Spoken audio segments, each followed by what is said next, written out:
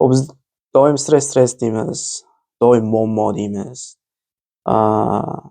Mana shu qarashlarni yoki mana shu so'zlarni eshitsak doim negativli miyamizga keladi. Ya'ni ijobiy deya olmaysizlar bu narsaga. To'g'rimi?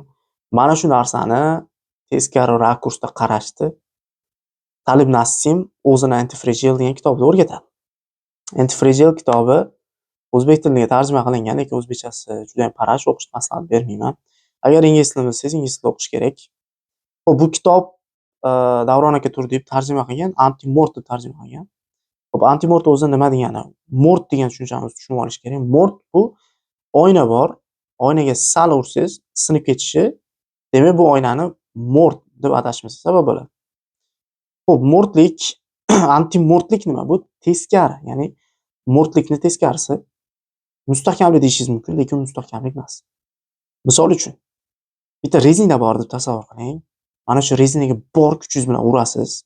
Bu shikastlanmaydigan rezina. Bor kuchingiz bilan urasiz. U rezina sizga o'sha kuchni qaytarib uradi sizni. Va siz orqaga tisarilib ketasiz. Mana shu narsa antimort deydi. Ya'ni u sinmaydi, hech narsa bo'lmaydi. Siz urgan zarbangizga nisbatan 2 barobar yoki 3 barobar qayta kuch bilan sizni uradi. Talib Nassim kitobida xuddi shu narsani o'rgatadi. Ya'ni odamlar xuddi shunaqa qobiliyatga ega bo'lishi mumkin. Ya'ni shunaqa qobiliyat shakllantira olishadi deb aytadi. Juda ko'p usullarni, texnikalar, strategiyalarni kitobda aytadi, beradi. Misol uchun bitta strategiyasi bor, plan B deydi Davron aka Turdiyev o'zining videolarida. Bu plan B bu nima? Misol uchun meni bitta o'rtog'im bo'lgan. U o'rtog'im karatis bo'lgan, yoshligidan shug'ullanib kelgan. Shug'ullandi.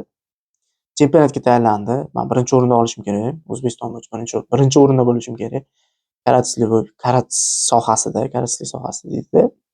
Bor kuchim bilan harakat qiladi. Oxiri finalga ham chiqadi. Finalga chiqadi, lekin finalda yutqizib qo'yadi. Yutqizgan kunidan boshlab karatislikdan umidini uzatdi. Bo'ldi, men shug'ullanmayman dedi. Karatislik men uchun emas ekan dedi. Voy, O'zbekiston bo'yicha 2-o'rinda olyapti. Lekin karatislik tashib yuboradi. Nimaga unaqa? Chunki unda plan B bo'lmagan. 2-o'rinda olish plani bo'lmagan. 2-o'rinda olish xayoli umuman bo'lmagan. Bu narsa yomon narsa. Talib aytadi, juda ham yomon narsa. Psixologik odamlarni sindirib tashlaydi. Ya'ni zo'r qobiliyati bor insonlar o'zini qobiliyatini kichkina muvaffaqiyatsizlik sabab sindirib qo'yishi mumkin.